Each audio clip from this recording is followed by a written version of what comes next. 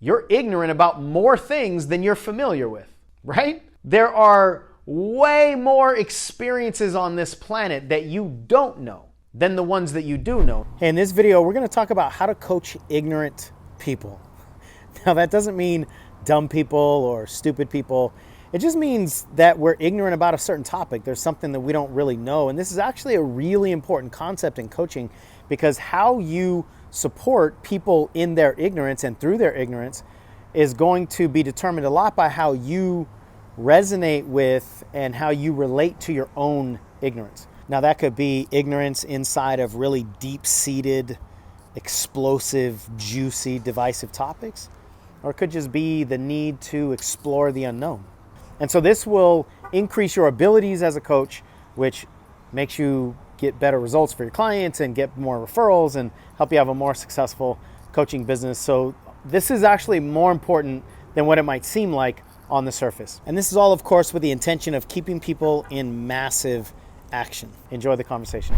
Let's have a real conversation about coaching ignorant people. It's actually a fear that a lot of people have. Like, what if you just coach somebody who's uncoachable, or coach somebody who's stupid, or whatever?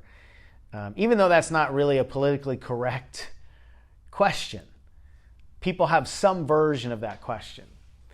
And I've been talking about ignorance all morning, right? And I'm really qualified to talk about ignorance, because it's a self-study conversation. But as much as I'm trying to make a little bit of fun with it, coaching ignorant people is coaching all people. I mean, we're all ignorant. And today I've been really diving into that word with a little bit deeper dissection than I have before. And one of the mantras that I've lived by, especially early on when I was building my business, is ignorance on fire is better than knowledge on ice. So I started talking about that this morning and dove into the word ignorance. Ignorance and being ignorant has a negative connotation for all of us, but ignorance just means you don't know. And if you think about it, I don't know is one of the most dangerous cancers to growth and achievement, because we think I don't know is a stop sign. And I don't know is a perpetual embedding of stupidity. And most of us, I don't know anybody that likes being stupid. Most of us have a fear around being perceived as stupid. Now, the one that we're generally most afraid of is ourselves, perceiving ourselves as stupid. But we try to protect ourselves from any possibility, any potential scenario where we might be seen as stupid. And that's a big problem, because if we're trying to protect ourselves from ever being seen as stupid, then we need to not allow ourselves to go where we haven't gone before. Because any place that we haven't gone before, we don't know about. We don't really truly know what it's like to be in a relationship, the kind that we want, if we've never been there, or if we've never held on to one. We don't really truly know what it's like to achieve our goals or sustain our goals if we've never been there before. So if you think about what the process of human elevation, or evolution rather, and elevation, what that entails and what it requires is the consistent engagement of ignorance. Consistently. Because if you want to grow, you have to constantly touch what you don't know. You have to constantly move beyond the zone of familiarity. You have to constantly be willing to pursue the opportunities, the places, the depths of who you are that you haven't touched yet, the lessons that you haven't learned yet. So this process of personal development is a constant dance with the ignorant. But we have to understand that there's, being ignorant, first of all, is a trait that we all share.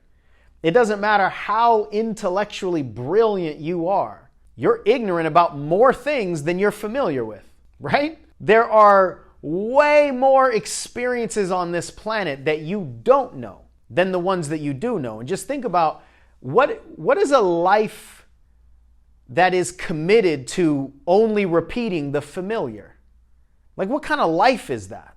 It might be a life of convinced safety, meaning that our intellect has convinced us that we're safe, but it's nothing more than a life of repeated experiences from our past. And if all we are allowing ourselves to do is to repeat the experiences from our past, maybe hopefully change a few details here and there, you know what that is? That's a life of consistent restriction instead of a life of consistent growth.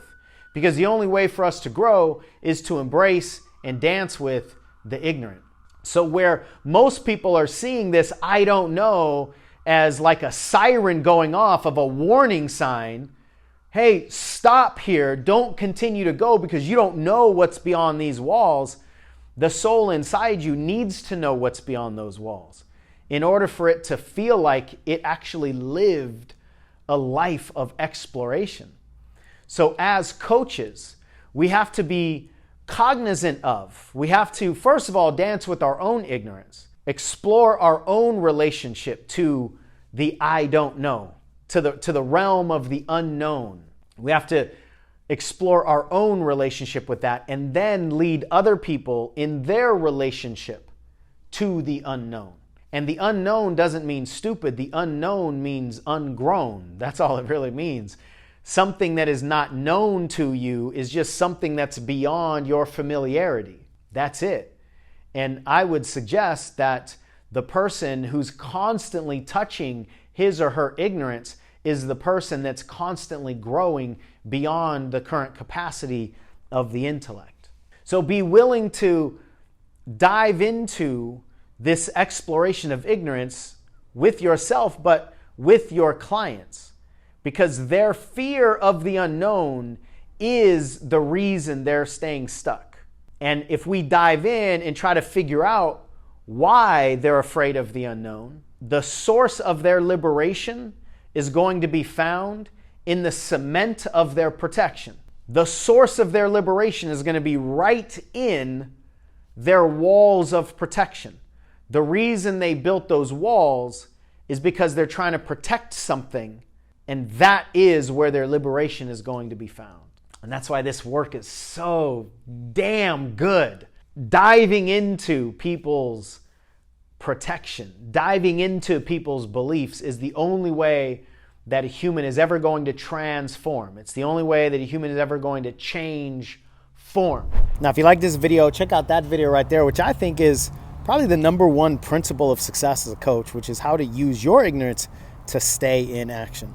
While the soul wants no part of safety, the soul derives no fulfillment from safety.